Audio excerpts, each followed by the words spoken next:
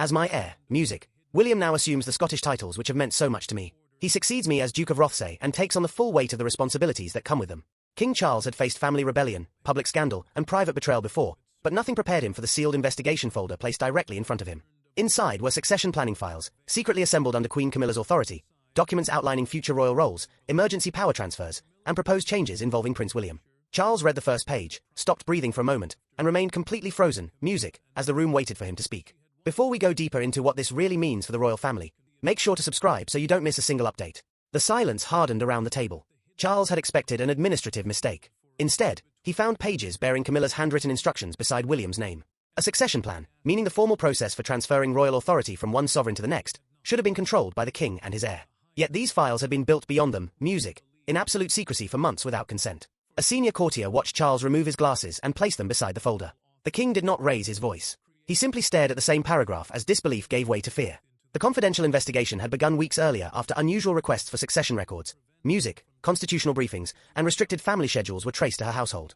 Now the inquiry had reached its brutal conclusion inside Buckingham Palace. Charles turned another page. One proposal called for a temporary advisory council during any period of royal incapacity. Royal incapacity meant a situation in which the sovereign could no longer carry out official duties. Camilla was placed at the center of communication, giving her influence over what William would be told, when he would be told, and who would stand beside him when power shifted. The next page cut deeper. William's access to sensitive briefings would be restricted until unnamed continuity conditions had been approved. The future king, the lawful heir, had been treated not as the person preparing to lead, but as a risk to be managed. Charles pressed one finger against the margin where the queen consort had written an instruction, hold until review. Then the king reached the entry that changed the room completely. It was not about William. It concerned Prince George and a private ceremony designed to give the child a symbolic role before any transfer of power. No authority had approved it. No parent had been consulted. Charles closed the folder halfway, but he did not release it. He had discovered the plan. Now he had to decide whether it was born from fear, ambition, or betrayal, and confront the family whose futures had already been written inside those pages. The documents were not merely about titles or ceremonies. They reached directly into the lives of a father, a son, a wife, and a future heir. Charles saw a marriage suddenly darkened by suspicion. William discovered that his own path had been discussed without him. Catherine recognized the threat to her children, and Camilla, now isolated behind a closed door, understood that every person named in those files would soon demand an answer. Charles had always viewed the monarchy as a fragile inheritance, something that could survive only if it passed to William with stability, dignity, and public confidence. Music, the crown, meaning the authority and responsibility carried by the sovereign, was not simply a symbol. It was a promise between generations. Music, for the king, that promise had now been disturbed by the one person who should have understood its weight. William entered the private room without speaking. He had spent years preparing for the throne, accepting that every choice, every mistake, and every public expression would one day be judged differently. Yet, the files did not present him as a prepared heir. They described him as emotionally unpredictable during a future transition and recommended that selected advisors control his earliest decisions. The prince read the paragraph twice. Then he tightened his hand around the back of a chair and asked with dangerous calm who had approved it. Charles did not answer immediately. That silence wounded William more deeply than anger would have because it confirmed that the betrayal had reached into his father's marriage and into the machinery surrounding his own future. Catherine received the summary later from her husband in a quiet family room. Music. She listened without interruption as he explained the proposed restrictions, the advisory structure, and the private notes about their eldest son. The princess remained composed until George's name was mentioned. Then her expression hardened, and she asked that George, Charlotte, and Louis be kept away from every palace discussion connected to the investigation. Camilla had written separately about Catherine as well. The notes warned that the future queen could quickly become the dominant public figure in the next reign, shaping sympathy, loyalty, and influence around William. The queen consort had treated Catherine's strength not as protection for the monarchy, but as a force that might leave others powerless. Charles felt the deepest wound of all. Camilla had prepared for his incapacity without trusting him enough to speak openly. She had planned for a future in which he could no longer defend himself, his son, music, or the line of succession. Then William noticed the same initials appearing across several pages. One advisor had reviewed nearly every major proposal. Camilla had not acted alone, and the planning had started far earlier than anyone realized. The family now understood what was at stake. But the true beginning of the crisis was buried in a ceremony months earlier when one private exchange pushed Camilla beyond the point of restraint. Music. Every royal rupture has a moment that appears ordinary until history looks back and recognizes the warning. In this story, that moment came during a closed succession rehearsal at Windsor. The ceremony was meant to test protocol, timing, and security. Instead, music. One brief exchange between Charles and William left Camilla standing outside the decision-making circle. What happened in that room became the specific trigger for everything later discovered in her secret files. Months before the investigation, Charles had approved a private succession continuity rehearsal involving William, senior advisors, and constitutional staff. A succession continuity rehearsal was a confidential practice session designed to test how royal authority would pass during an emergency. It mattered because one mistake could create confusion around the throne, music, frighten the public, and weaken the future king before his reign had even begun. Camilla expected to attend the final briefing. The discussion concerned the immediate royal household, emergency communications, and the public response to a sudden transfer of responsibility. Music. She believed her position beside Charles entitled her to understand what would happen if he could no longer lead. But the king had reached a different conclusion. Charles turned to an aide before the final session and said the room would remain limited to himself and William. Then he asked for the doors to be closed. The prince heard the instruction but said nothing. He understood why his father wanted direct control. Yet he also knew Camilla would see the decision as something far more personal. Camilla arrived moments later and stopped outside the sealed room. She could hear voices continuing beyond the doors. No aide invited her inside. No explanation came. The queen consort stood there in silence, then walked away before anyone could witness the anger building beneath her restraint. That evening, Camilla confronted Charles without staff present. She asked why she had been excluded from a discussion about the monarchy's survival. The king answered that the crown had to pass directly from sovereign to heir without emotional interference. Music. His words were controlled, but the wound they created was immediate. Camilla removed a bracelet and set it sharply onto the dressing table. She told him he had made her responsible for supporting the monarchy while denying her any voice in what would happen after him. Charles insisted the decision was constitutional, not personal. She did not believe him. Within 48 hours, requests began appearing for emergency access protocols, regency precedents, private schedules, and briefing structures connected to William. A regency was the legal arrangement used when a sovereign could not perform royal duties. One trusted member of Camilla's household created the first file under the harmless label continuity planning. Then everything darkened. Camilla obtained a confidential assessment of Charles's health and realized the transition she feared might arrive sooner than expected. What began as an act of exclusion had become a hidden system of control. And now Charles was ready to confront the woman who had built it behind his back. There were no advisors beside them, no cameras beyond the walls, and no ceremonial language left to hide behind. Charles entered the private drawing room carrying the investigation folder. Camilla was already waiting. He placed the files on the table between them and asked one question. Were you preparing for my death, or were you preparing to control what came after me? Her answer would shatter the last protection surrounding their marriage. Charles ordered every aide to leave because he wanted the truth without prepared language, legal protection, or palace interference. The investigation folder contained the official findings gathered from private records, staff accounts, and internal correspondence. Camilla recognized it immediately. The queen consort understood from its thickness that the inquiry had reached far beyond the harmless explanation her office had expected to give. The king opened to the page describing restrictions on William's access to future briefings. He demanded to know why his son had been treated as a danger instead of the lawful heir. Camilla answered that William's anger, distrust, and open hostility toward her could destabilize the monarchy during a vulnerable transition. She insisted that someone had to prepare for the chaos Charles refused to discuss. Charles pushed the folder across the table. Camilla did not touch it. She gripped the arm of her chair and told him she had acted because he would not prepare anyone for the possibility of losing him. The queen said his silence had forced others to plan around fear, uncertainty, and a future no one was allowed to name. Then Camilla admitted the files had been created under her authority. She said so directly during the private recorded conversation requested by the king for the investigation. But she also claimed the strongest recommendations had come from advisors who believed William would remove them the moment he inherited the throne. According to her, they feared not only losing influence, but being blamed for every failure of the previous reign. Charles turned to the section involving George. The pages proposed giving the boy a symbolic role during the transition, creating public pressure around family unity before William could challenge the arrangement. A symbolic royal role meant a public duty carrying emotional weight without formal constitutional power. Camilla had approved the discussion. The king's restraint finally broke. He told her that planning for continuity was one thing, but using his grandson as leverage was something no fear could defend. George was a child, not a shield. William was his heir, not an obstacle. Camilla lowered her voice. Then she revealed the final danger. One complete copy of the plan had already been sent beyond her household to someone capable of activating parts of it. The confrontation had exposed Camilla's fear, but the monarchy now faced a darker question. Who held that outside copy? And how much authority had already been placed behind it? Camilla's files did not exist in isolation. They were connected to advisors, private secretaries, legal consultants, and household officials who believed the next reign could erase their influence overnight. Behind the emotional betrayal was a colder struggle over access. Charles might wear the crown, but information shaped power inside the palace. And as the investigation widened, William realized that several people had been quietly preparing to control his first days as king. William sat alone with a list of names and marked each one carefully. 2 belonged to people he had trusted during major family crises. Both had attended private meetings linked to Camilla's plan. The prince did not fear continuity planning itself, meaning the preparation used to keep the monarchy functioning during a sudden transfer of power. He feared the attempt to present him as unstable, emotional, and in need of supervision. Charles faced an even darker truth. The succession files depended on access to medical schedules, constitutional advice, security planning, and confidential announcement procedures. Only a small group of senior officials could have gathered that material without triggering an immediate alarm. The king now understood that people serving his household had treated his health not as a private burden, but as an opening for future advantage. The pressure exploded during an emergency council meeting. Charles placed one marked page in front of the senior private secretary and asked why George's ceremonial schedule had been circulated without parental approval. The official hesitated. The king did not. He demanded a direct answer. The secretary admitted through a documented statement entered into the investigation that the schedule had been shared during a planning discussion led by Camilla's advisors. George's symbolic role had been described as a way to reassure the public, but William saw the truth immediately. His son had been turned into a tool designed to soften resistance and make the plan appear emotionally untouchable. Music. Investigators then traced the outside copy to a constitutional consultant. A constitutional consultant was a specialist who advised on how royal authority could operate within established law and tradition.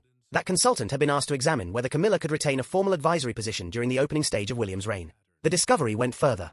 Draft language had already been prepared to present the Queen Consort's continued involvement as an act of national stability rather than personal influence.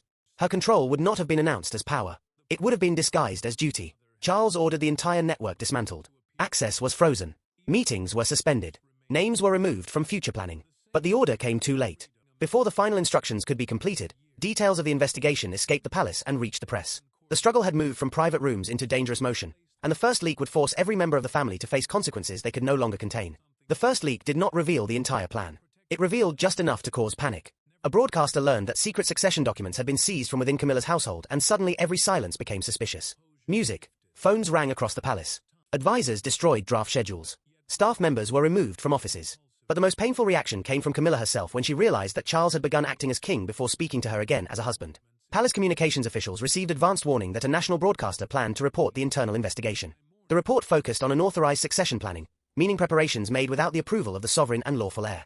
That distinction mattered because even the appearance of a hidden power structure could weaken public trust and make the monarchy look divided at the exact moment it needed unity. Charles moved immediately. He restricted access to sensitive files, suspended 3 household officials, and transferred all transition planning to a new joint team approved by himself and William. The king knew delay would look like weakness.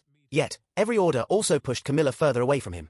Camilla received the decision through a formal written notice from the royal household. Her private office would no longer have access to constitutional advice or succession material. She read the order twice, folded it with careful hands, and remained seated after everyone else left.